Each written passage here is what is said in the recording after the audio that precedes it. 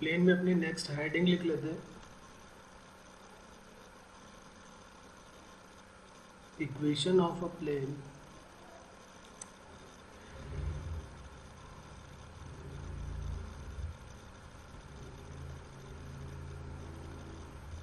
equation of a plane passes through a point A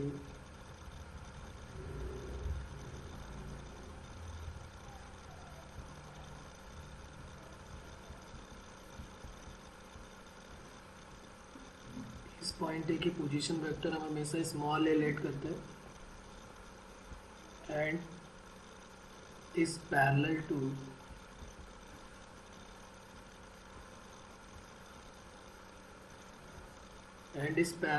given vector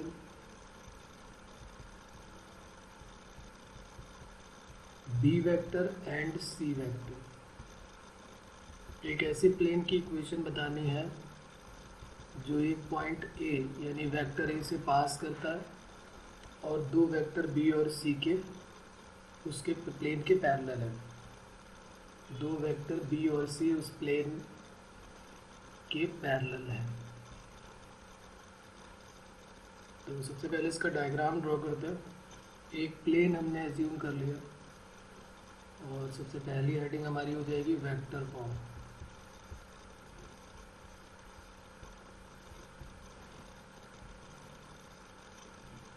ये हमारा एक plane हो गया। जब भी कभी वेक्टर फॉर्म में हम पी लेट करते हैं तो उसके कोऑर्डिनेट हम आर वेक्टर लेट करते हैं। किसी एक पॉइंट ए से पास करता है तो ये स्मॉल ए इसके कोऑर्डिनेट हो गए। उसके बाद दो वेक्टर बी और सी जो है उसके पैरेलल है, तो इस प्लेन के पैरेलल हमने दो वेक्टर बी और सी एज्यूम कर लिया। एक ये वेक्टर बी हो गया और एक वेक्टर ये सी हो गया।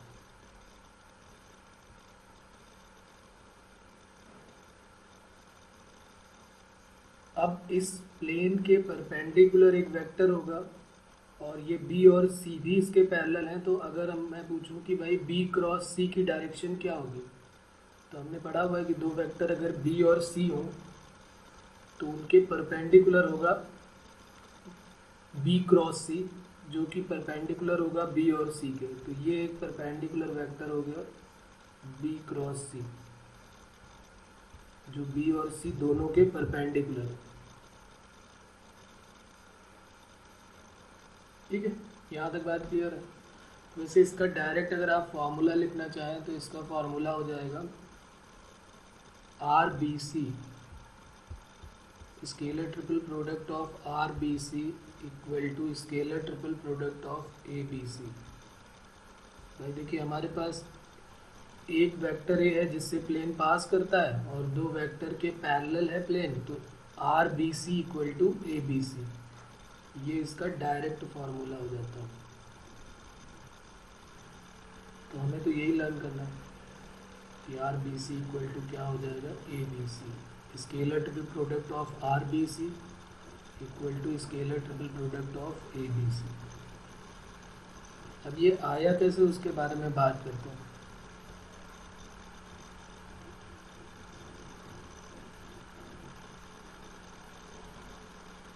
तो लिख लेते हैं इसका प्रूफ।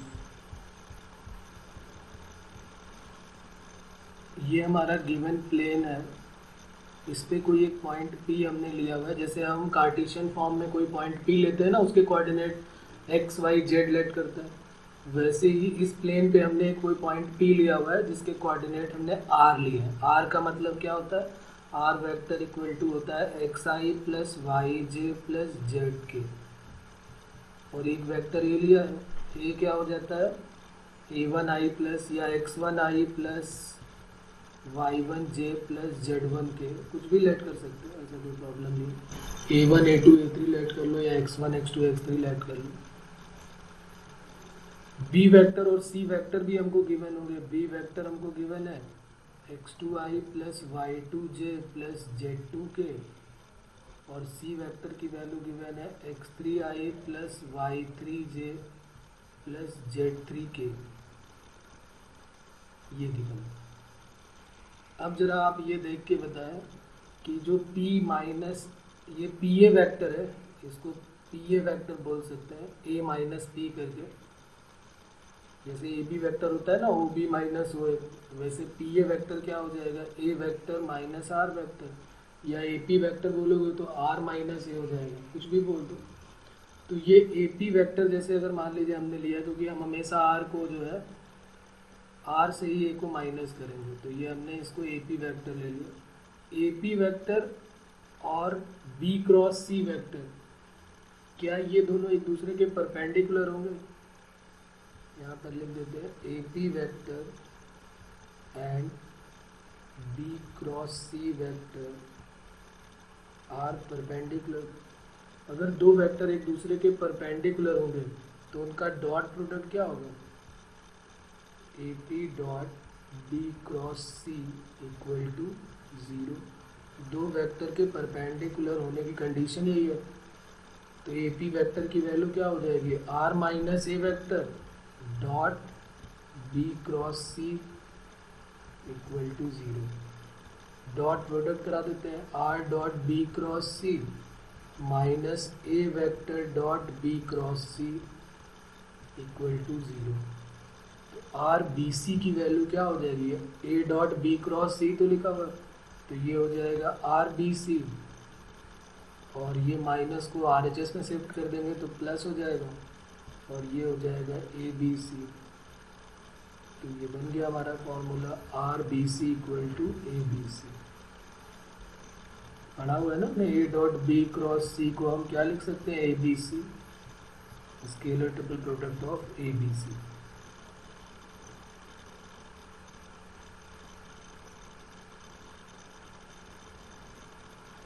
तो कोई प्रॉब्लम इसमें? क्लियर है बात सभी को?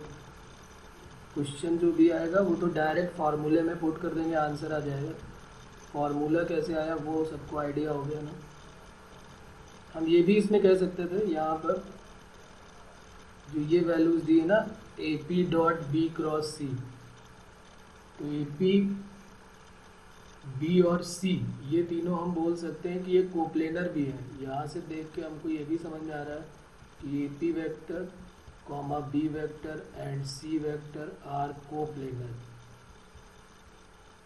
ये भी तो बोल सकते हैं आप, क्योंकि अगर तीन वेक्टर को प्लेनर होते हैं तो उनका स्केलर ट्रिपल प्रोडक्ट क्या होता है? 0। तो ये तीन प्रोडक्ट ही तो लिखा है, scalar triple product a dot B cross c equal to 0।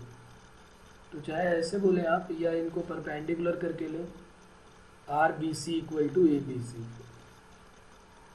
ये हमारी कौन सी फॉर्म हो जाएगी? Vector form. अब लिख लेते हैं इसी की कार्टेशियन फॉर्म। कार्टेशियन फॉर्म में हमारे पास क्या होगा? एक पी वेक्टर होगा जिसके कोऑर्डिनेट हो जाएंगे एक्स वाई जेड। ए वेक्टर लिखा ही हुआ है x1 y1 z1, बी भी लिखा है x2 y2 z2, और सी लिखा हुआ है x3 y3 z3।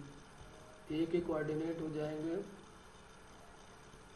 x1 y1 z1, P के कोऑर्डिनेट हो जाएंगे x y z, बी के कोऑर्डिनेट यानी जो बी वेक्टर है उसी का नाम हमने बी लिया हुआ है, तो ये x2 y2 और z2 हो जाएगा। जो b वेक्टर है उसी को b बोल दिया, और जो c वेक्टर था उसके कोऑर्डिनेट क्या हो जाएंगे? x3 y3 और z3। इन सब की वैल्यूज़ को यहाँ पर पुट कर देंगे, रिजल्ट आ जाएगा हमारा r माइनस ए। इस फॉर्मूले में पुट कर रहे हैं यहाँ पर r minus a dot B cross c equal to 0। इसी में वैल्यू पुट कर देते हैं। आर माइनस ए की वैल्यू क्या होगी? आर की वैल्यू, ये आर वेक्टर है और ये ए वेक्टर है, तो आर माइनस ए क्या हो जाएगा? एक्स माइनस x1, और आई जे के साथ अगर लिखना चाहे तो x minus x1 y minus y1 into J plus z minus z1 into K dot B cross C. b की वैल्यू क्या है? x2i plus y2j plus z2k dot c की वैल्यू क्या है? x3i plus y3j plus z3 into के।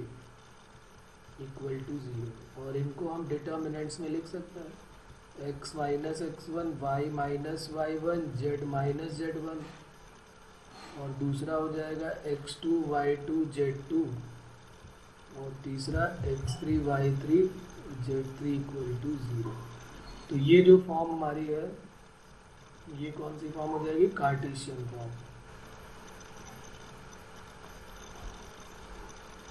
एक plane की equation निकालनी है जो एक पॉइंट से पास करता है और दो वेक्टर या दो गिवन वेक्टर जो हैं उनके पैरेलल है।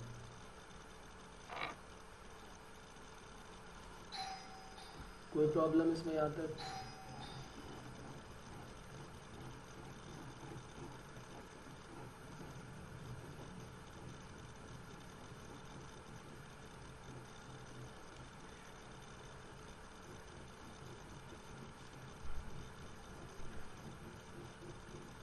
क्वेश्चन बहुत इजी है, क्वेश्चन करने की ज़रूरत नहीं है। अभी आप करेंगे, आपको मिलेंगे ये सारे के सारे क्वेश्चन। एक प्लेन की इक्वेशन पूछी जाएगी, एक पॉइंट से पास कर रहा है उसकी वैल्यू दे दी गई और दो के पैरेलल हो गया।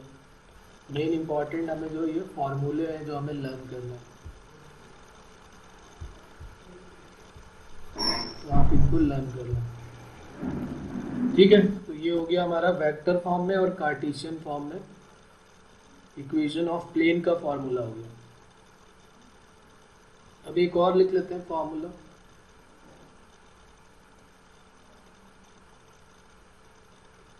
Equation of a plane passing through a given point. हाँ जी बोलिए सर। वहाँ पे अपने क्रॉस क्रॉस आएगा वहाँ पर। अच्छा अच्छा, okay okay okay. A dot B cross c, sorry sir, ये है a dot B cross c, बिल्कुल सही बात है।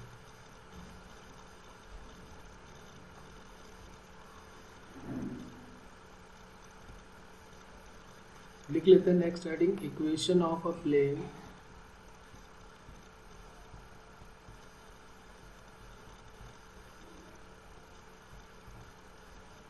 passing through a given point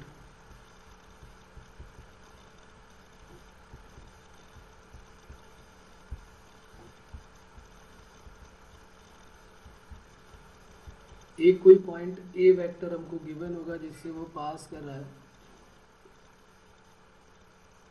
and a line.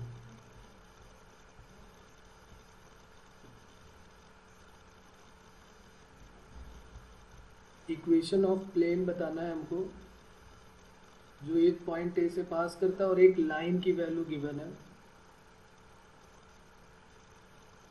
Point a vector ले लिया, लाइन को हमने लेट कर लिया, ये ए वेक्टर हमारा हो गया x1 y1 z1 के टर्म में लेट कर सकते हैं, x1 i plus y1 j plus z1 k, और एक लाइन गिवन है r इक्वल टू, अब यहाँ तो ये लेट कर चुके हैं तो r इक्वल टू, वैसे तो फॉर्मूला a प्लस लैम्डा भी होता है, तो अब हम इसको चेंज कर देते हैं, b plus lambda times c हो जाए।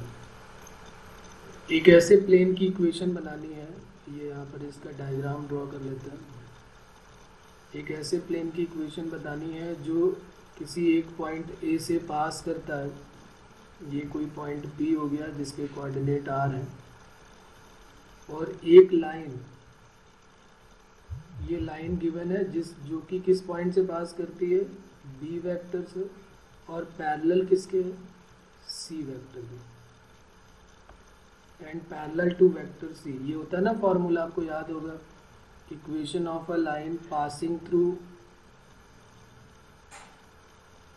Through b vector and parallel to vector c, r equal to, वैसे तो फॉर्मूला होता था a plus lambda time b, लेकिन यहाँ पर ए का यूज हो चुका है तो इसलिए बी प्लस लैम्डा टाइम सी होगा। अब इसमें आप चेक करके बताएं कि इसमें कौन सा फॉर्मूला अप्लाई कर सकते हैं हम।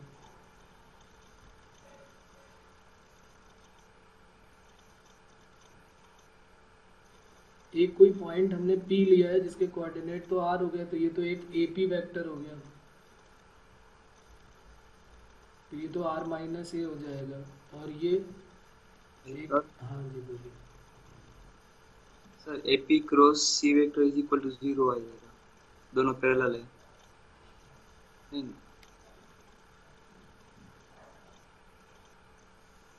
उस प्लेन पे ही लाई कर रहा है ये। ना ना सॉरी सर, ऐसा नहीं होगा।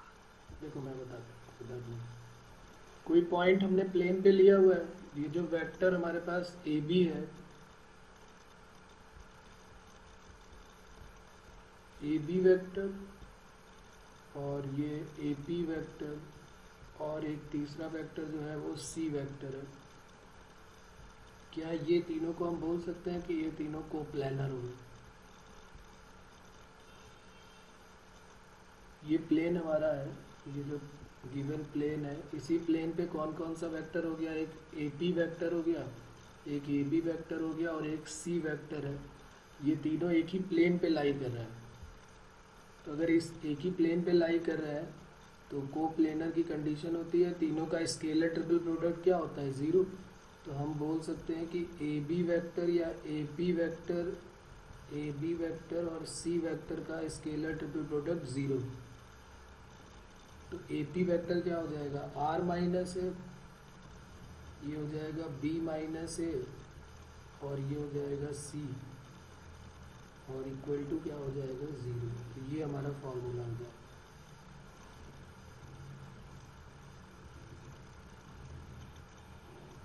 कोप्लेनर ही देख के सब में कोप्लेनर की कंडीशन लगानी है, जो कोप्लेनर की कंडीशन बन रहे हैं, जिसमें 3 कोई ऐसे वेक्टर ढूंढने हैं जो एक ही प्लेन पे लाई कर रहा है।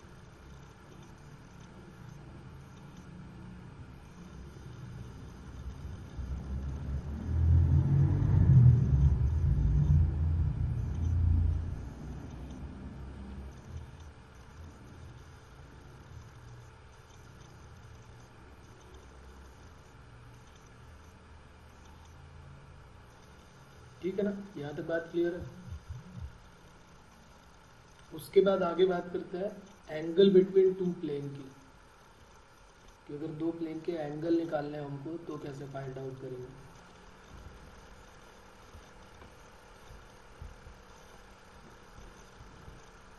Angle between 2 plane,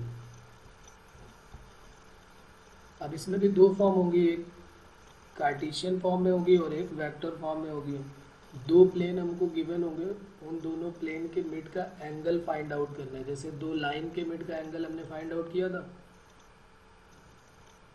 cos theta equal to, वैसे ही सेम यहाँ पर भी है, 2 प्लेन की इक्वेशन गिवन होगी, उनके मिड का एंगल हमको फाइंड आउट करना है। तो सबसे पहली हेडिंग इसमें हो जाएगी वेक्टर फॉर्म।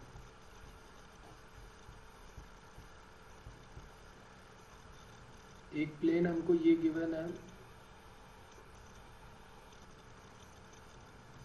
और दूसरा प्लेन हमको ये गिवन है। इस प्लेन की इक्वेशन है r dot n 1 equal to d one, r dot n1 equal to d one, और दूसरा वेक्टर ये है, दूसरा प्लेन ये है r dot n2 equal to d two. ये इन दोनों के मिड का एंगल थीटा है। तो ये थीटा हमको फाइंड आउट करना है कि इस थीटा की वैल्यू क्या होगी। तो हम क्या करेंगे यहाँ पर, ये जो थीटा है वो इस r और r के बीच का एंगल नहीं, ये जो 2 परपेंडिकुलर है ना n1 और n2, तो इन्हीं दोनों n1 और n2 के मिड का एंगल ही है थीटा। ये 2 वेक्टर जो है n1 और n2, इन्हीं के मिड का एंगल हम थीटा निकालते हैं। जैसे अगर हमें 2 सर्कल के बीच का एंगल निकालना होता है तो हम क्या करते हैं, 2 सर्कल के बीच के एंगल के लिए हम क्या करते हैं, उनके टेंजेंट के बीच का एंगल निकाल लेते हैं। दोनों पे टेंजेंट ड्रॉ करते हैं और उनके टेंजेंट के मिड का एंगल जो थीटा होता है वही angle of intersection of 2 circle होता है। 2 लाइन के बीच का एंगल होता है तो भी हम उसमें m1 m2 स्लोप निकाल के tan थीटा लगा देते हैं। वैसे ही यहाँ पर अगर हमें एंगल निकालना है 2 प्लेन के बीच का, तो वो जो होगा वो एंगल बिटवीन देयर नॉर्मल्स होगा। लिख लेते हैं, the angle between 2 plane is defined as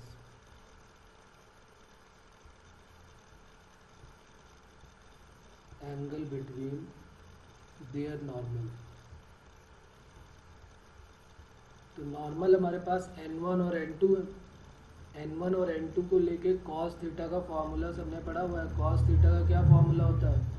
a dot b upon mod a mod b।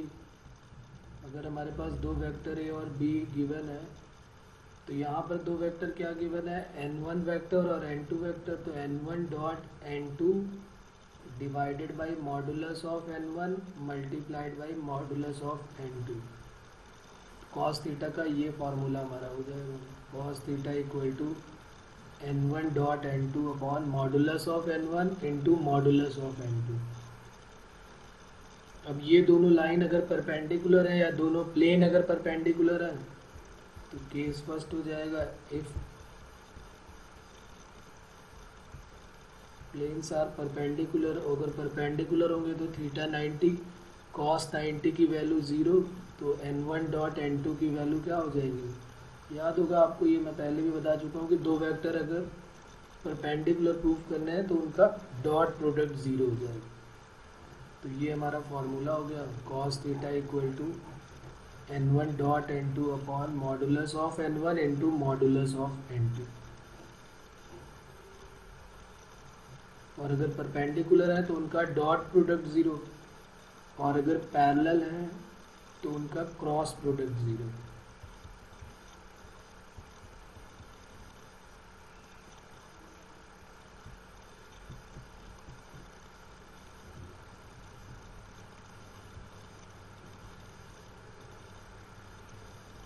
n1 cross n2 भी 0 बोल सकते हो आप, या फिर आप कह सकते हो कि n1 equal to lambda times n2, या उनके कोफिशिएंट इक्वेट कर सकते हो a1 अपॉन a, जो i के कोफिशिएंट है, जो j के और जो k के। तो ये हो जाएगा। ये तो पुरानी बात होगी कि एंगल बिटवीन टू प्लेन जो है वो एंगल बिटवीन टू लाइंस जो हमने पढ़ा था वही सेम है, चाहे एंगल बिटवीन लाइंस बोलो या एंगल बिटवीन प्लेन्स बोलो। cos थीटा ही सभी में आया हुआ है अभी तक, सिर्फ एक में कहानी चेंज हो जाएगी जब एंगल बिटवीन लाइन और प्लेन निकालेंगे। बाकी सारे फॉर्मूले में cos थीटा आया, चाहे वो वेक्टर हो या 3D हो। अभी angle between line and plane देखेंगे तो उसमें sin थीटा आ जाएगा। क्यों आ जाएगा उसके बारे में भी बात करेंगे अभी। लेकिन बाकी जितने भी फॉर्मूले हैं सब में cos थीटा आएगा, तो याद रखने में आसानी रहेगी। कार्टेशियन फॉर्म में क्या हो जाएगा? कार्टेशियन फॉर्म में हम दो वेक्टर इक्वेशन ना लेट करके हम क्या लेट करेंगे इसमें? कार्टेशियन फॉर्म में प्लेन की इक्वेशन। कार्टेशियन फॉर्म में प्लेन की इक्वेशन क्या हो जाएगी? a1x plus b1y plus c1z plus d1 equal to 0 and a2x plus b2y plus c2z plus d2 equal to 0। दो प्लेन की इक्वेशन गिवन है। cos थीटा इक्वल टू, तो पहले n1 वेक्टर क्या हो जाएगा? a1i plus b1j plus c1k, और n2 vector जो कि प्लेन सेकेंड प्लेन के परपेंडिकुलर है वो उसके डायरेक्शन रेशियो के साथ हो जाएगा a2i plus b2j plus c2k।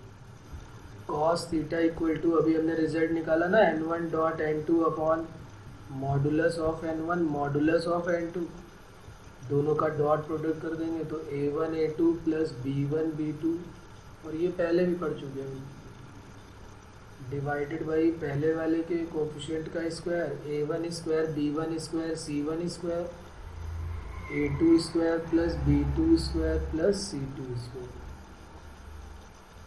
ये हो जाएगा cos थीटा का रिजल्ट।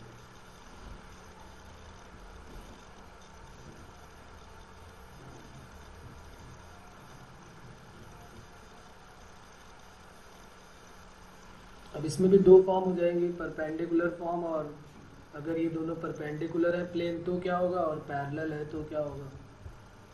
तो if planes are perpendicular then theta क्या हो जाएगा? 90 डिग्री। और ये रिजल्ट तो हम कई बार पहले भी यूज़ कर चुके हैं लाइन में भी, a1 a2 plus b1 b2 plus c1 c2 equal to 0।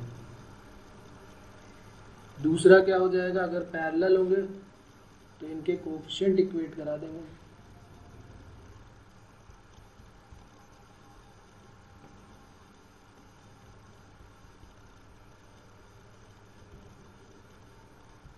अगर पैरेलल हैं तो उनके coefficient a1/a2 equal to b1/b2 equal to c1/।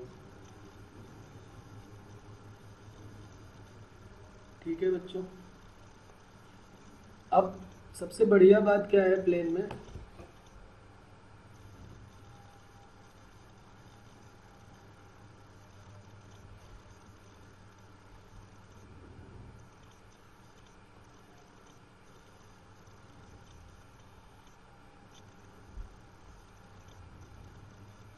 हाँ बिल्कुल बिल्कुल, देखो ये यहाँ पर क्या हो जाएगा, ये हमारे पास n1 हो गया और ये n2 हो गया। तो देखिए यहाँ पर क्या हो जाएगा, इस प्लेन के परपेंडिकुलर जो वेक्टर है वो क्या हो जाएगा, इस प्लेन के परपेंडिकुलर जो सेकंड वाला है उसका हो जाएगा n2, और इस प्लेन जो ये वाला प्लेन है इसके परपेंडिकुलर जो वेक्टर हो जाएगा वो हो जाएगा n1।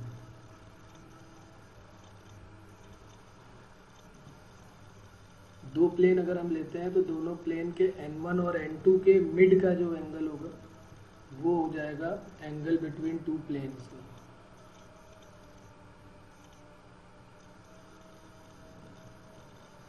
ठीक है।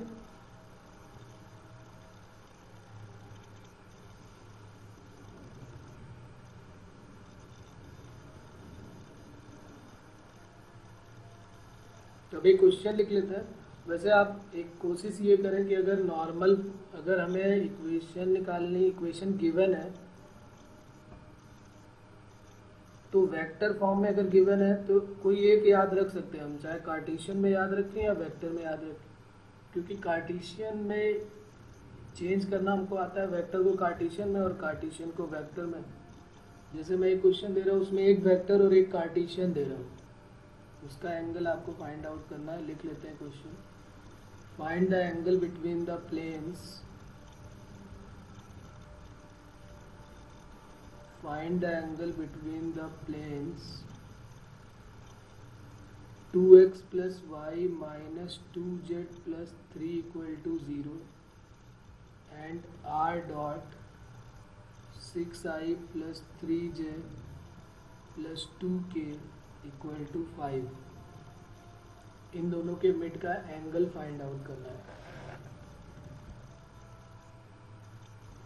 Find the angle between two plane.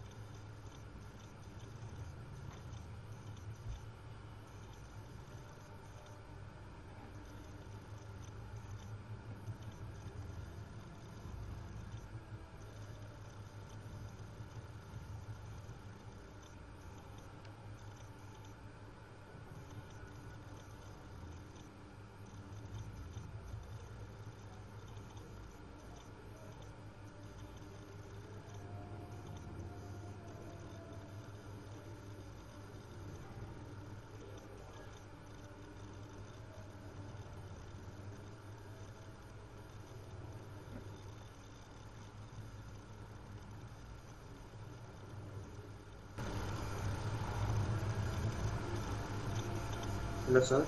हाँ बेटा। cos theta is equal to 11/21 आ रहा है। करेक्ट।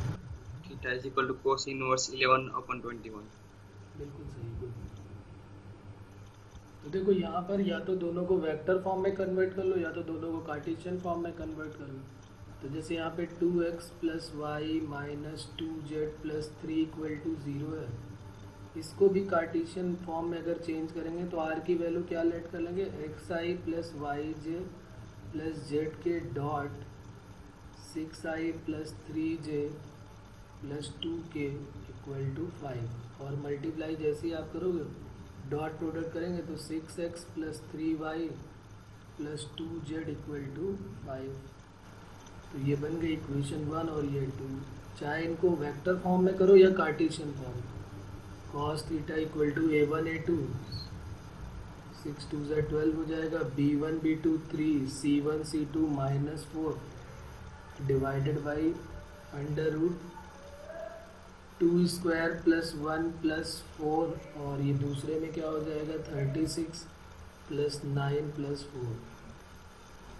तो ये हो गया, ऊपर आ गया 11, नीचे कितना हो गया 7, और ये कितना हो गया 4 4 8 और 1 9, तो ये 9 और ये हो गया 49। 11/3 इंटू 7 तो 11/21। तो हमसे तो थीटा पूछा गया है, तो theta equal to cos inverse 11/21। ये तो हो गया, हमने दोनों को कार्टेशियन में कर लिया, या फिर दोनों को वेक्टर में करते तो क्या हो जाता, तो पहला हो जाता कितना, ए वेक्टर की वैल्यू क्या हो जाती है यहाँ पे, यही सेम हो जाता 2i प्लस जे माइनस 2k, एक वेक्टर ये हो जाता 2i प्लस जे माइनस 2k, बल्कि इसको ए ना लेट करके हम इसको n1 n2 लेट करें तो ज़्यादा बेटर रहेगा। तो ये हो गया n1 वेक्टर, और n2 वेक्टर क्या हो जाता 6i plus 3j plus 2k, और फिर वही फार्मूला कॉस थीटा का अप्लाई कर देते, n1 dot n2 divided by modulus of n1 modulus of, तो इससे भी 11/21 आ जाता है। तो कर लेंगे, बहुत इजी सा काम है, पूछा गया है, ये भी क्वेश्चन इस टाइप के पूछे गए हैं पहले कभी। 2 क्वेश्चन और लिख लेते हैं होमवर्क में। Find the angle between the planes, find the angle between the planes r dot 2i minus j plus k equal to 6, 2i minus j plus k equal to 6 and r dot i plus j plus 2k equal to 5, और answer इसका है π/3। एक और है r dot 2i minus j plus lambda k equal to 5 and r dot 3i plus 2j plus 2k equal to 4, r perpendicular, then lambda equal to बताना है क्या होगा।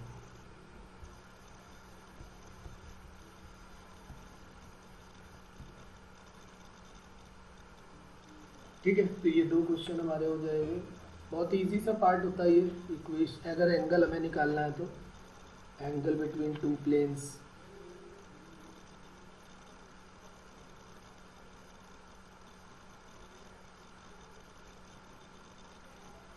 यहीं पर लिख लेते हैं angle between line and plane, ये कैसे फाइंड आउट करेंगे।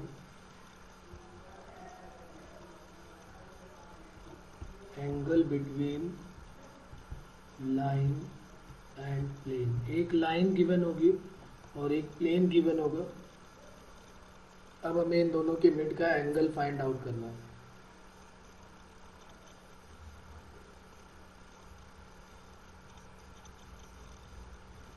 और ये इम्पॉर्टेंट है, इस पे भी बेस क्वेश्चन पूछे गए हैं, तो इसको इम्पॉर्टेंट करके लिख लेते हैं।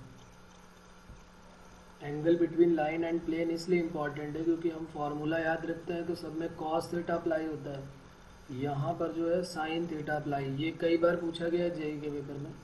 Angle between line and plane, एक प्लेन की इक्वेशन गिवन होगी, एक लाइन की, कोई चेंज नहीं होता, बस साइन थीटा आ जाता है। जैसे कॉस थीटा जहाँ हम पढ़ते हैं वहाँ पर साइन थीटा आ जाता है, बस। ये पहले फार्मूला में लिख देता हूँ।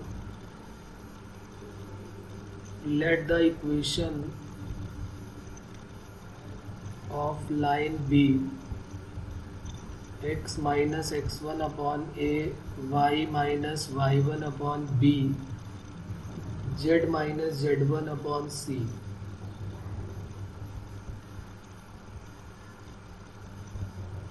ठीक है, या तो हम इसको a1 b1 c1 लेट कर लेते हैं and given plane be, plane की इक्वेशन जो है वो क्या हो जाएगी, ax plus B Y plus C Z plus d equal to 0 and angle between them be theta.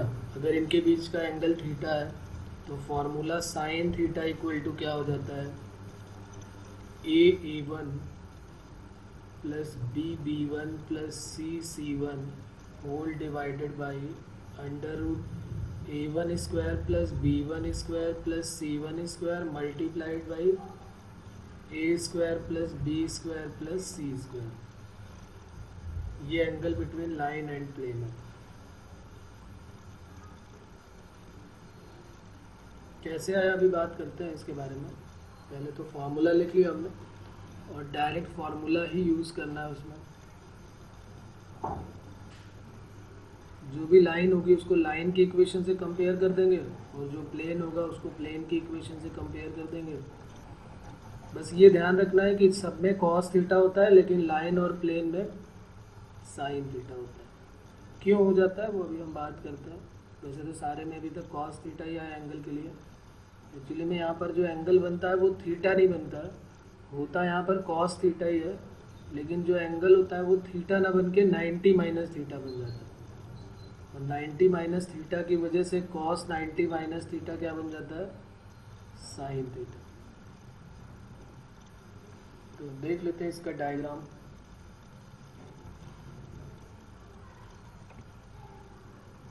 ये हमने एक प्लेन लेट कर लिया कि ये एक प्लेन है।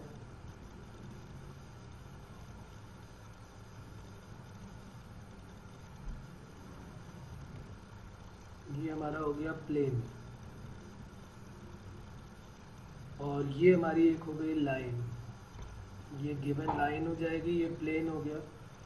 और प्लेन के परपेंडिकुलर कौन सा होता है, नॉर्मल। जो हम एन लेट करते हैं वो नॉर्मल होता है प्लेन के, जो कि प्लेन के परपेंडिकुलर होता है। तो लाइन और नॉर्मल के बीच का एंगल जो होता है वो हम थीटा निकाल सकते हैं। कैसे भाई, लाइन की इक्वेशन हमको पता है, नॉर्मल का भी पता है, लाइन की पता है, नॉर्मल की पता है। तो इन दोनों के बीच के एंगल को थीटा लेट करके कॉस थीटा इक्वल टू हम सॉल्व कर लेते हैं। जैसे यहाँ पर मैं बता रहा हूँ, देखिए जैसे वेक्टर फॉर्म में मान लीजिए हमने लिखा हुआ है वेक्टर फॉर्म में पहले, तो वेक्टर फॉर्म में क्या हो जाता है, कोई लाइन की इक्वेशन जो होती है वो r equal to a plus lambda time b हो जाती है। और जो प्लेन की इक्वेशन है, ये लाइन की इक्वेशन हो गई, और प्लेन की इक्वेशन क्या हो जाती है, are dot n equal to D.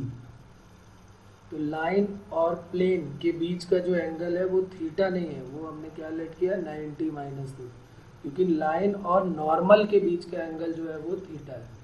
ये लाइन हो गई और नॉर्मल है एन, तो एक वेक्टर बी हो जाएगा, इस लाइन से हमको बी वेक्टर मिल जाएगा और एक मिल जाएगा एन। इन दोनों के बीच का एंगल जो है वो theta equal to formula apply कर देते हैं यहाँ पर।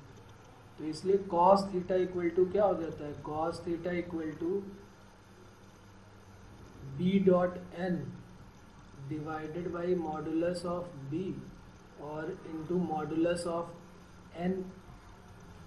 लेकिन थीटा तो हमें चाहिए नहीं, हमें नॉर्मल और लाइन के मिड का एंगल नहीं चाहिए।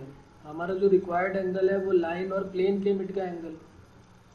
तो हम ये जो थीटा रखते हैं, इस थीटा को न रख के हम यहाँ पर क्या रखेंगे, जो ये थीटा है हमारे पास, इस थीटा की जगह पे हम वैल्यू क्या रखेंगे यहाँ पर, 90 माइनस थीटा। तो इसलिए यहाँ पर क्या हो जाता है, कॉस 90 माइनस थीटा। तो साइन थीटा बन जाएगा। तो कॉस 90 माइनस थीटा क्या होगा, साइन थीटा। तो sine theta equal to b dot n upon modulus of b into modulus of n. तो इसलिए साइन थीटा का ये फॉर्मूला बन जाता है।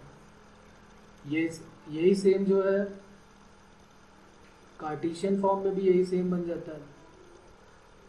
दो वेक्टर, अगर हमारे पास एक लाइन की इक्वेशन कार्टेशियन फॉर्म में गिवन हो और प्लेन भी कार्टेशियन फॉर्म में हो, तो थीटा की जगह 90 माइनस थीटा रख देंगे, तो कॉस थीटा होता है, लेकिन थीटा की जगह 90 माइनस थीटा रखेंगे तो साइन थीटा बन जाएगा। तो साइन थीटा का फॉर्मूला क्या हो जाता है,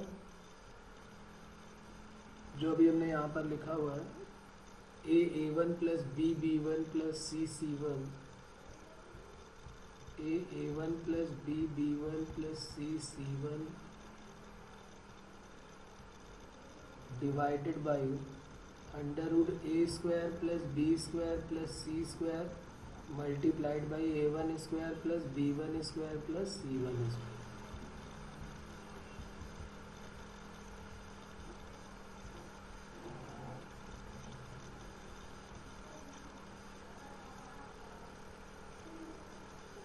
तो इसमें कोई प्रॉब्लम, यहाँ तक आप काम करें, पहले अपना नोट करें।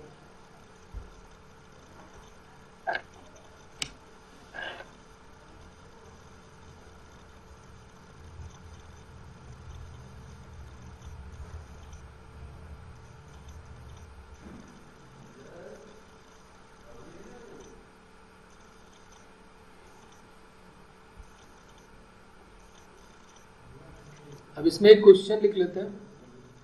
एक लाइन की इक्वेशन हमको गिवन है और एक प्लेन की इक्वेशन गिवन है, उनके मिड का एंगल फाइंड आउट करना है। Find the angle between the line, find the angle between the line, find the angle between the line. Line की इक्वेशन है x plus 1/3 y minus 1/2 z minus 2/4 and the plane. Plane की जो equation है वो है 2x plus y minus 3z plus 4 equal to 0। Find the angle between the line and the plane. ये line की equation हो गई और ये प्लेन की इक्वेशन। कंपेयर करके हम इस फॉर्मूले में वैल्यू पुट कर देंगे, आंसर आ जाएगा हमारा। करें आप सॉल्व और बताएं आंसर क्या होगा।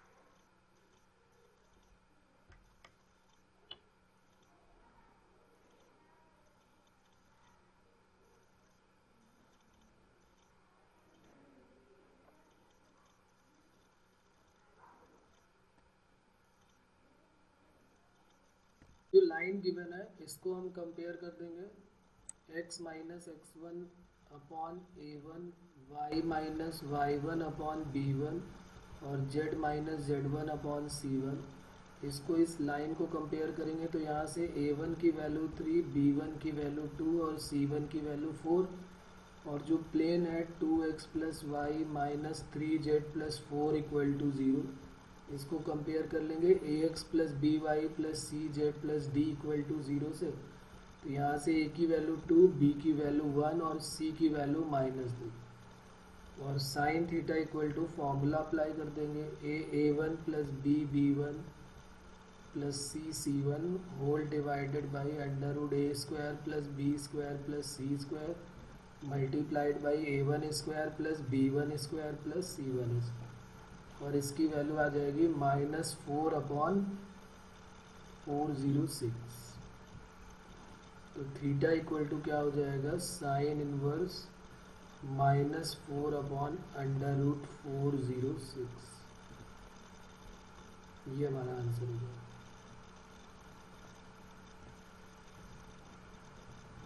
ठीक है, तो कर लेंगे ये। एक इसका होमवर्क और लिख लेते हैं वेक्टर फॉर्म में। Find the angle between the line,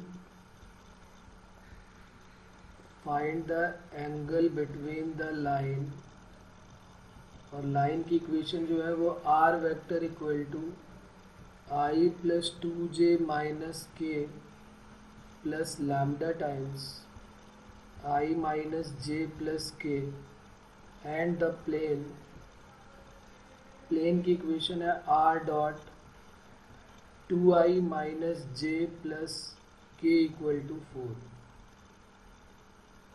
are dot n1 equal to b1 और R equal to b plus lambda time सी या a plus lambda time b, इन दोनों के मिड का एंगल फाइंड आउट करना।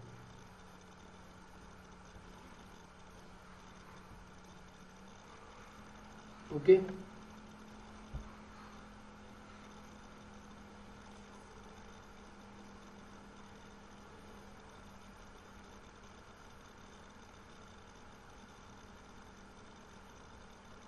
आंसर भी इसका लिख लेते हैं। आंसर इसका है sine inverse 4/3√2।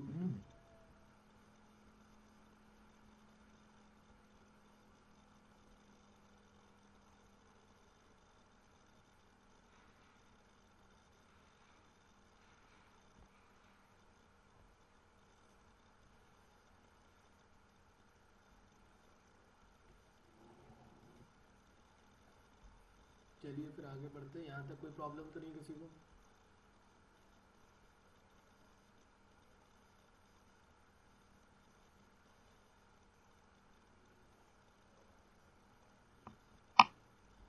Okay,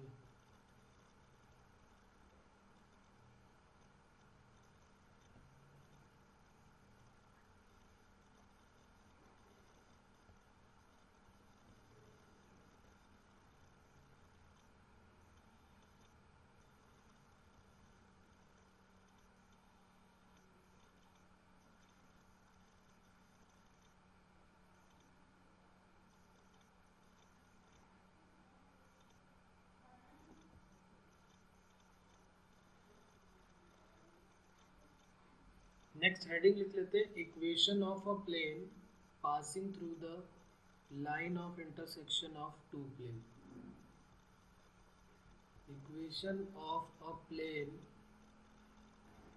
passing through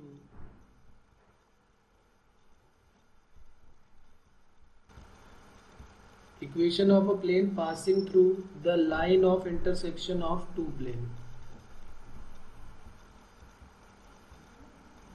the line of intersection of two plane।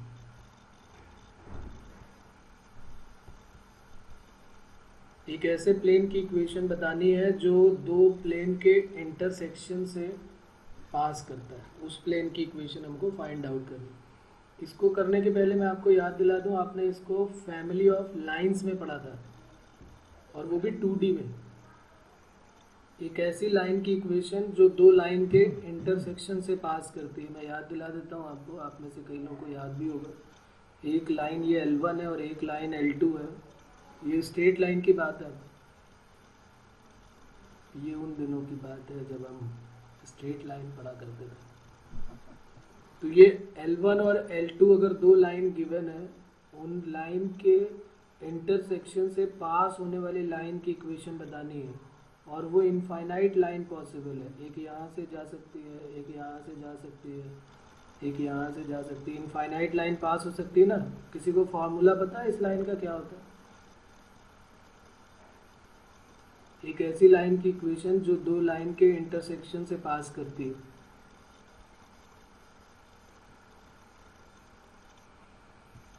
नहीं याद।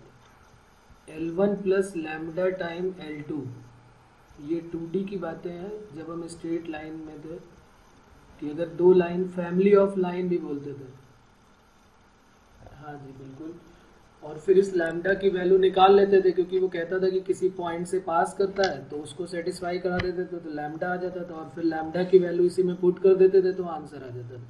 चलिए वो भी कॉन्सेप्ट रिवाइज हो जाएगा। यहाँ पर दो लाइन की इक्वेशन गिवन होंगी, इसको करने के दो तरीके वहाँ होते थे। एक तो ये इसलिए इम्पॉर्टेंट है क्योंकि प्लेन में यही काम आने वाला है। उसमें एक और मेथड होता था कि पहले इन दोनों को का इंटरसेक्शन पॉइंट सॉल्व कर लो, तो L1 और L2 का एक इंटरसेक्शन पॉइंट आ जाता था और एक पॉइंट और दिया रहता था, 2 पॉइंट फॉर्म लगा के आंसर आ जाता था। लेकिन ये जो है L1 plus lambda time L2, ये सभी में काम आने वाला है। Family of lines, family of plane बोल सकते हैं, फैमिली ऑफ सर्कल भी आपने पढ़ा था। S1 plus lambda time S2 equal to 0, S1 plus lambda time S2 equal to 0। तो प्लेन में क्या होगा, दो प्लेन की इक्वेशन हमको गिवन होंगी और कहेगा इनके पॉइंट ऑफ इंटरसेक्शन से पास होने वाले प्लेन की इक्वेशन बताओ जो किसी एक पॉइंट से पास करता है। डायग्राम अगर हम इसका समझना चाहें तो कुछ इस टाइप से हो जाएगा कि ये हमारा एक प्लेन हो गया, एक प्लेन हमारा ये हो गया, एक दूसरा प्लेन जो है वो कुछ इस टाइप से हो गया।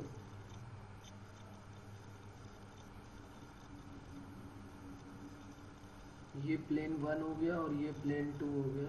इन दोनों के इंटरसेक्शन से पास होने वाला प्लेन जो है वो एक तीसरा प्लेन ये हो गया जो इनके इंटरसेक्शन से पास करता है। इस प्लेन की इक्वेशन हमको बतानी है।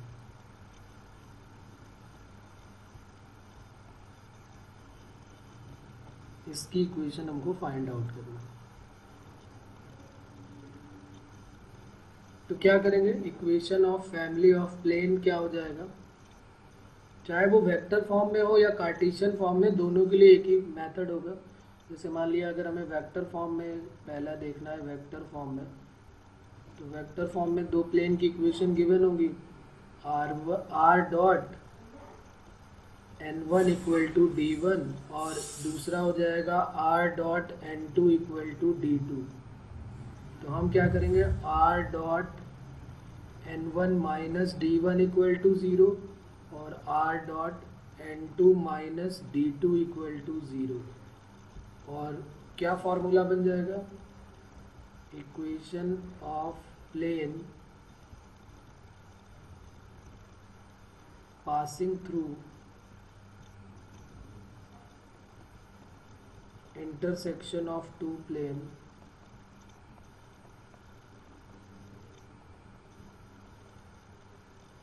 यहीं पर मैं लिख देता हूँ इसको। ये हो जाएगा first plane plus lambda time second plane equal to 0। ये हो जाएगी किसकी इक्वेशन, ये जो थर्ड वाला प्लेन है इसकी equation. P1 plus lambda time P2 equal to 0। तो यहाँ पर क्या हो जाएगा, r dot n1 minus d1 plus lambda times r dot n2 minus d2 equal to 0। और फिर यहाँ से हम क्या करेंगे, लैम्डा की वैल्यू फाइंड आउट करेंगे। ये जो प्लेन है ये किसी पॉइंट से पास करने के लिए दिया होगा कि किसी पॉइंट से पास करता है, it passes through a point a vector, और इसकी वैल्यू कुछ नोन होगी x1i plus y1j plus z1k। इस a की वैल्यू r की जगह पे पुट कर देंगे, तो r equal to a equal to करके x1i plus y1j plus z1k ये पुट कर देंगे और फाइंड आउट कर लेंगे लैम्डा। देन फाइंड लैम्डा, और जैसी लैम्डा की वैल्यू आ जाएगी इसको इस इक्वेशन में पुट कर देंगे, आंसर आ जाएगा। Put the value of lambda in equation first, put the value of lambda in equation first and get answer. तो चाहे कार्टेशियन फॉर्म की बात हो या वेक्टर फॉर्म की बात हो, दोनों में सेम मेथड यूज होने वाला है। कार्टेशियन में भी यही होगा, पहला प्लेन की इक्वेशन P1 गिवन होगी a1x plus b1y plus c1z plus d1, और दूसरे प्लेन की भी सिमिलरली P2 की भी गिवन होगी a2x plus b2y plus c2z plus d2 equal to 0। और इक्वेशन ऑफ न्यू प्लेन क्या हो जाएगा, P1 plus lambda time P2 equal to 0। और जिस पॉइंट से पास कर रहा होगा उससे सेटिस्फाई करा देंगे, लैम्डा की वैल्यू फाइंड आउट कर लेंगे, और जैसे ही लैम्डा आ जाएगा फिर इस लैम्डा को यहीं पे पुट कर देंगे, आंसर आ जाएगा। अभी ये क्वेश्चन करेंगे तो आइडिया हो जाएगा किस टाइप से क्वेश्चन इसका आने वाला है।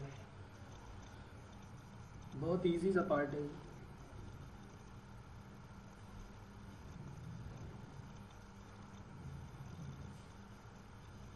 Find the equation of a plane, लिख लेते हैं क्वेश्चन डायरेक्ट इसका। Find the equation of plane containing the line of intersection of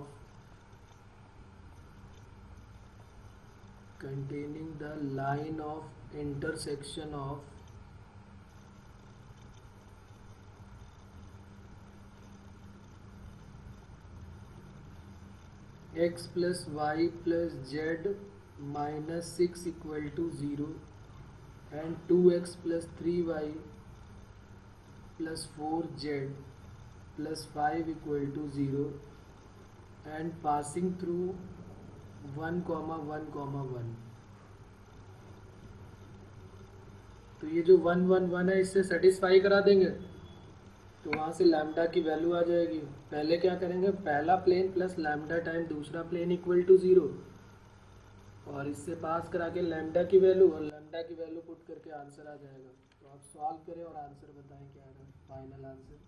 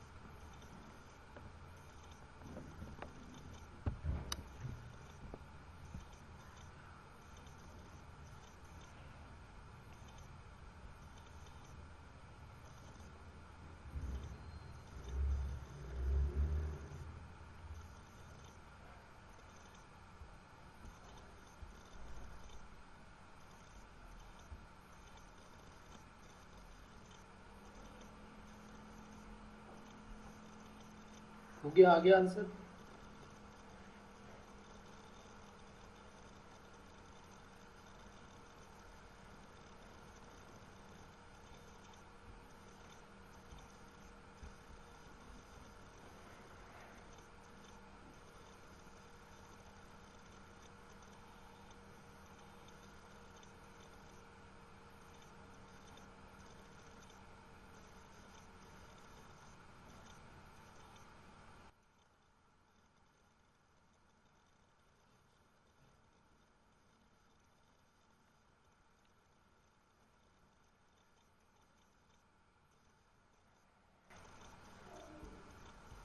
पहले प्लेन की इक्वेशन गिवन है x plus y plus z minus six, और सेकेंड प्लेन की equation है 2x plus 3y plus 4z plus 5, और हमें जो है वो फाइंड आउट करना है equation of a plane, equation of a plane passing through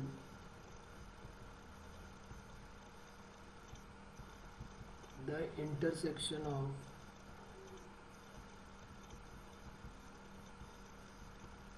P1 and P2 is P1 plus lambda time P2 equal to 0. तो x plus y plus z minus 6 plus lambda time 2x plus 3y plus 4z plus 5 equal to 0. और इसको कहाँ से पास करा देना है? It passes through 1, 1, 1, x y z तीनों की वैल्यू 1, 1, 1 पुट कर देंगे, तो 1 plus 1 plus 1 minus 6 lambda times 2 plus 3 plus 4 plus 5 equal to 0।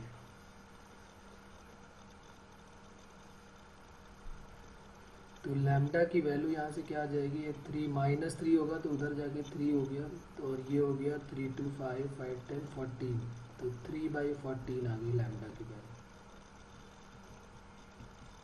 और ये लैम्डा की वैल्यू जो है वो इक्वेशन 1 में पुट कर देंगे, आंसर आ जाएगा।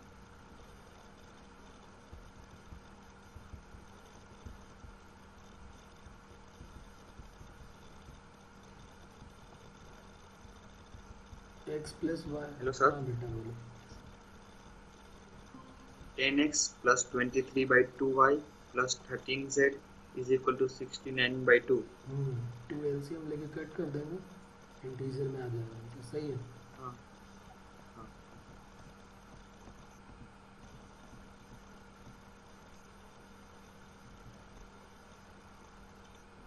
देखिए 14 जैसी आप एलसीएम लेंगे, कट करने की जरूरत है। 14x ये और 6x ये, तो 20x, और ये हो जाएगा 14y और ये 9 23y, और ये 14z और 12 14 और 12 26z हो जाएगा, और ये हो जाएगा कितना? 14 6 84 माइनस 84 और 15 माइनस 69 इक्वल टू 0। तो ये हमारा फाइनल आंसर आ गया।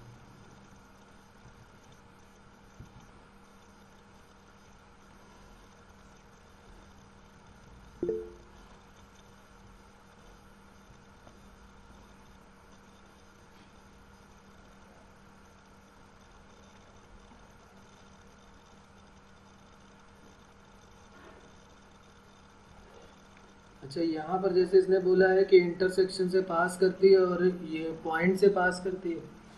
कई बार ऐसा केस भी आया है कि इंटरसेक्शन से तो पास करती है लेकिन परपेंडिकुलर है किसी और प्लेन के, तो फिर उसमें परपेंडिकुलर की कंडीशन लगा देंगे।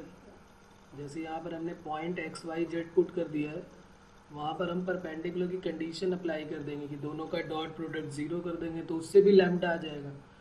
कुल मिला के कहानी लैम्डा पे टिकी हुई है। लैम्डा की वैल्यू आएगी तभी आंसर आएगा। तो पहला प्लेन प्लस लैम्डा टाइम दूसरा प्लेन, अगर वो कहता है उसके पैरेलल है तो पैरेलल की कंडीशन लगाओ, परपेंडिकुलर है तो परपेंडिकुलर की कंडीशन लगाओ, और अगर पास करता है तो सीधे एक्स वाई जेड की वैल्यू पुट कर देते हैं। तो एक आप इसका भी होमवर्क लिख लें। Find the plane passing through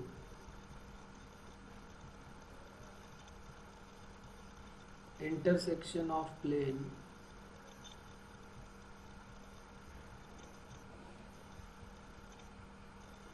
और फर्स्ट प्लेन है are dot 2i minus 3j plus 4k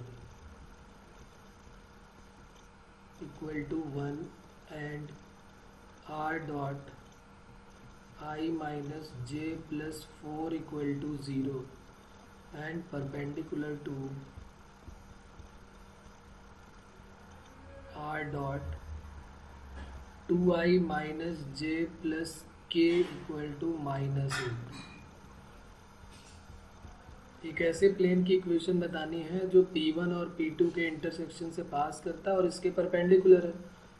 तो हम क्या करेंगे, इनसे P1 plus lambda time P2 करके आई जे के फॉर्म में इक्वेशन बन जाएगी। और जो आई जे के फॉर्म का इक्वेशन है उसका dot product 2i minus J plus के से कर देंगे तो लैम्डा की वैल्यू हमारी आ जाएगी। तो बहुत इजी सा काम है, कर लेंगे आप। आंसर इसका मैं बता देता हूँ क्या है।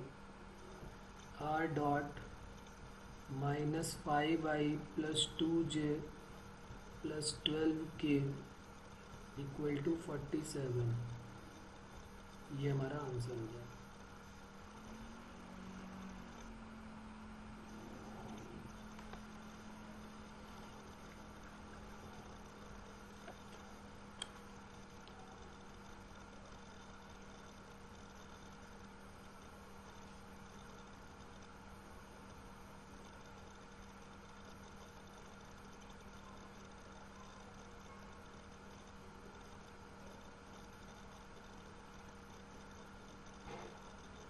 तो हो गया, यहाँ तक कंप्लीट कर लिया, यहाँ तक आता है।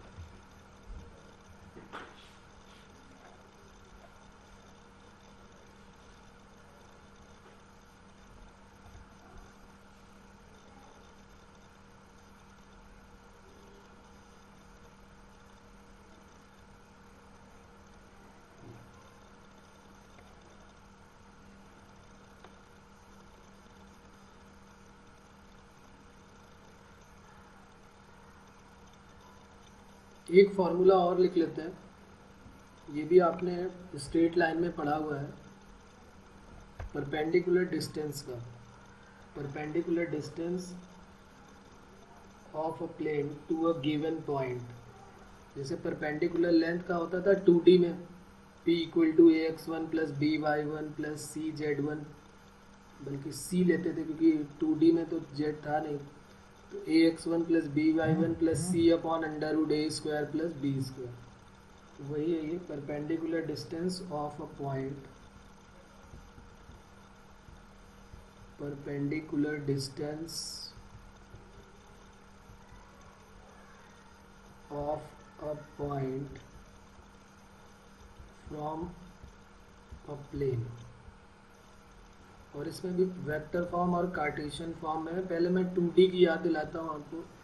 2D में आपने क्या पढ़ा था कि अगर कोई पॉइंट P हमको, बल्कि P नहीं लेट करते, इसको A लेट कर लेते हैं, x1 y1 गिवन है और एक लाइन की इक्वेशन गिवन है ax plus by plus c equal to 0।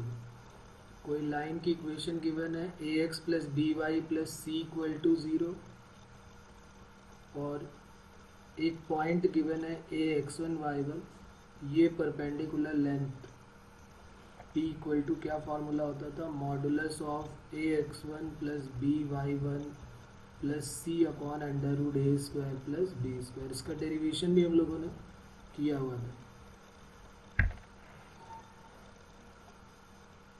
ठीक है। तो ये उसी टाइम की बात है, उन दिनों की बात है। वही यहाँ पर भी है, बस प्लेन में क्या हो जाएगा, मैंने पहले दिन ही प्लेन की क्लास में बोला हुआ था कि 2D के पैरेलल कई सारे फार्मूले, बस जेड एक्सिस को इंट्रोड्यूस करेंगे तो उसका प्लेन का फार्मूला क्या हो जाएगा। प्लेन की इक्वेशन होगी ax plus by plus C Z plus d equal to 0 और पॉइंट x1 y1 z1 हो जाएगा। तो परपेंडिकुलर लेंथ क्या हो जाएगी, ax1 plus by1 plus c z1 plus d upon under root a square plus b square plus c square. तो लिख लेते हैं इसको कार्टेशियन फॉर्म में। कार्टेशियन फॉर्म कार्टेशियन फॉर्म में हमारा प्लेन का क्या हो जाएगा, ये प्लेन हमको गिवन है जिसकी इक्वेशन हमको गिवन है ax plus B Y plus C Z plus d equal to 0। ये परपेंडिकुलर लेंथ p हमको फाइंड आउट करनी है और इसके कोऑर्डिनेट x1 y1 z1 है। तो p इक्वल टू क्या हो जाएगा, और ये प्लेन की इक्वेशन है ax plus B Y plus C Z plus d equal to 0। तो परपेंडिकुलर लेंथ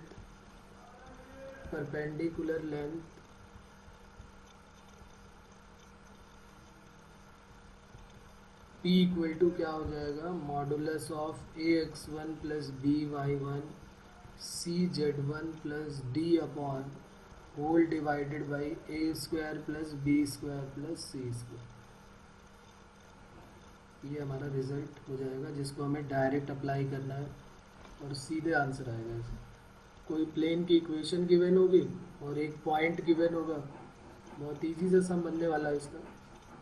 और फॉर्मूला भी याद रखने की ज़रूरत नहीं क्योंकि हमें 2D का तो याद है ही।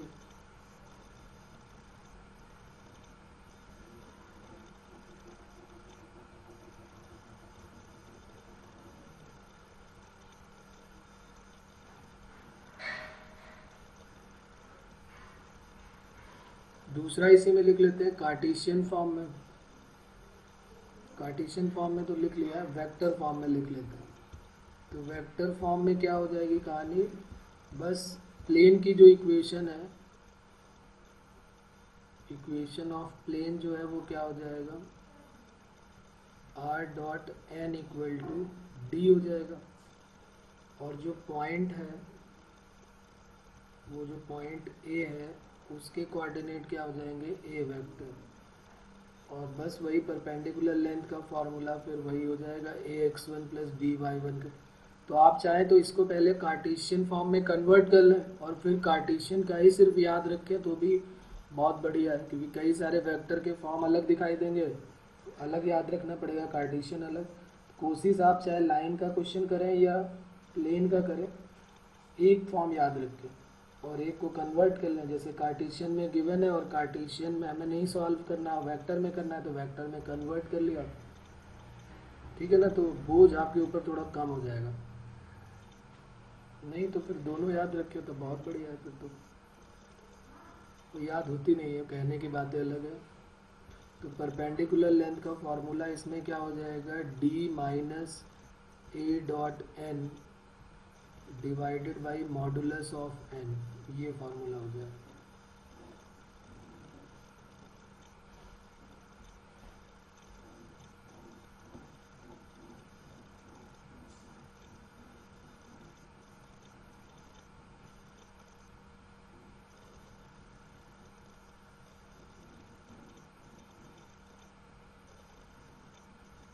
कोई भी प्लेन की इक्वेशन गिवन होगी तो उसमें हम इससे कंपेयर कर लेंगे, d की वैल्यू आ जाएगी, a पता है हमको और n भी पता है, a डॉट n ये यहाँ से मिल जाएगा और अपॉन में मॉडुलस ऑफ n।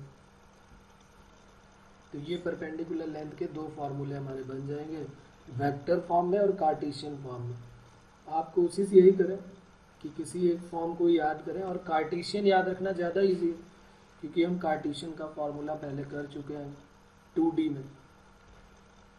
अब अगर ये ऑप्शन बन के ही आ गया तो फिर आपको ये याद रखना ज़रूरी है, नहीं तो फिर तो आप सॉल्व कर सकते हैं डायरेक्ट। एक क्वेश्चन लिख लेते हैं इसका भी, फाइंड द परपेंडिकुलर डिस्टेंस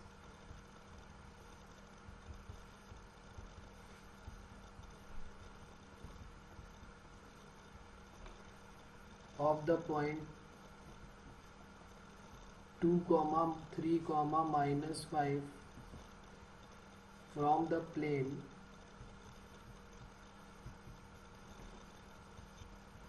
और प्लेन की इक्वेशन गिवन है x plus 2y minus 2z equal to 9।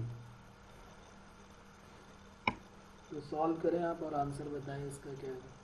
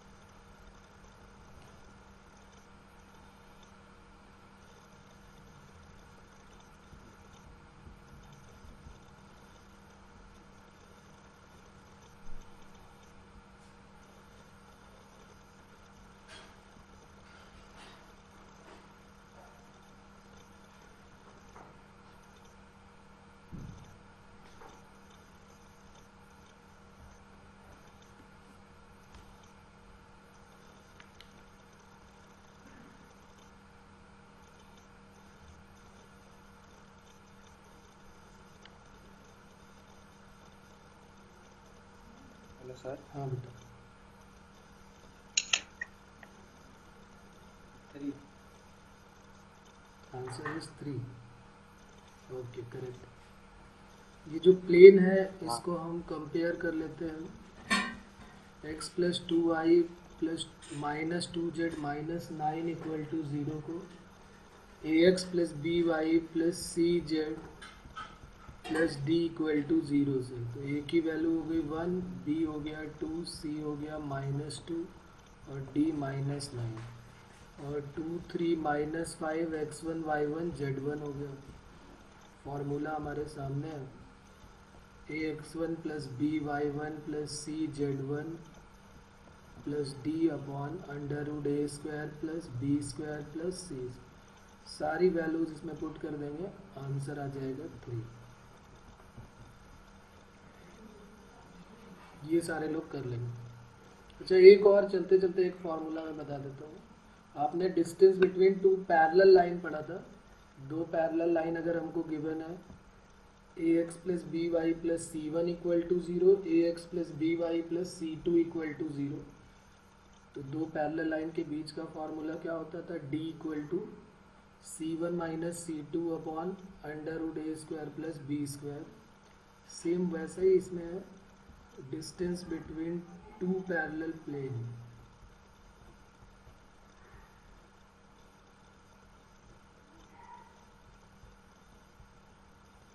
Distance between two parallel plane, दो प्लेन की इक्वेशन हमको गिवन होगी। इसका 2D से क्या कनेक्शन है मैं बता देता हूँ। दो 2D में ax plus B Y plus C one equal to 0 और दूसरी parallel line ax plus B Y plus C two equal to 0।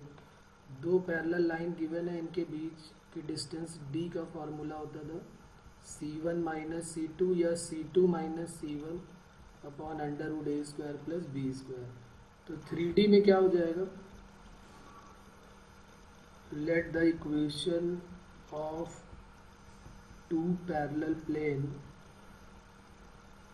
दो पैरेलल प्लेन की इक्वेशन इसी तरीके से लेट कर लेते हैं।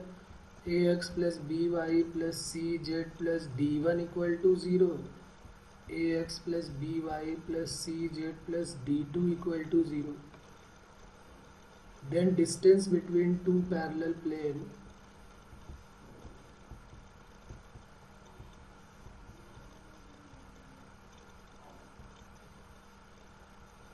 d इक्वल टू क्या हो जाएगा? d1 माइनस d2 या d2 minus d1 whole divided by a² plus b² plus c²। ये हो जाएगा डिस्टेंस का फॉर्मूला। तो ये भी बहुत इजी है, दोनों प्लेन की इक्वेशन को कंपेयर करेंगे। a1 b1 c1 sorry abc और d1 d2 पता चल जाएगा, वैल्यू पुट कर देंगे, आंसर आ जाएगा।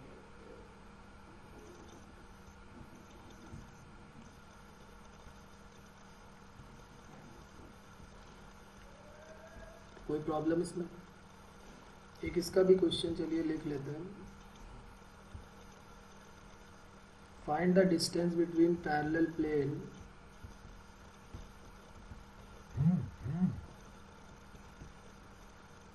और प्लेन की इक्वेशन गिवन है x plus 2y minus 2z plus 1 equal to 0।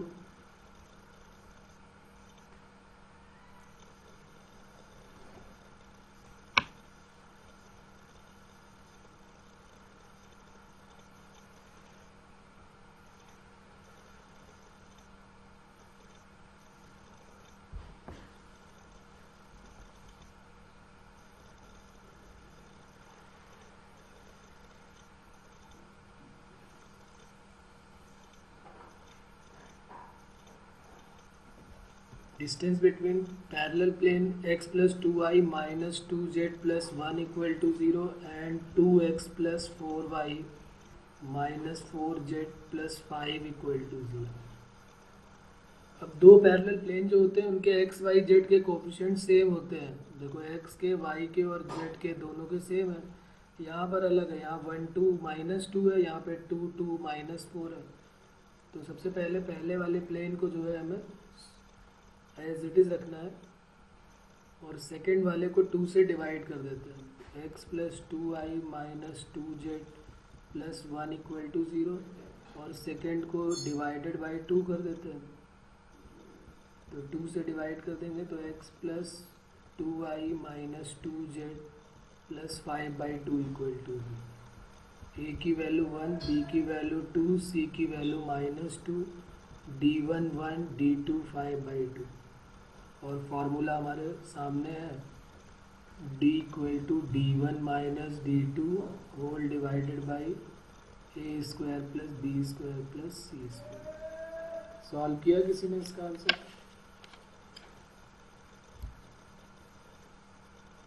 तो 1 + 4 + 4 9, तो 3 हो गया, और 1 - 3/2, 3 से 3 कट हो गया, 1/2।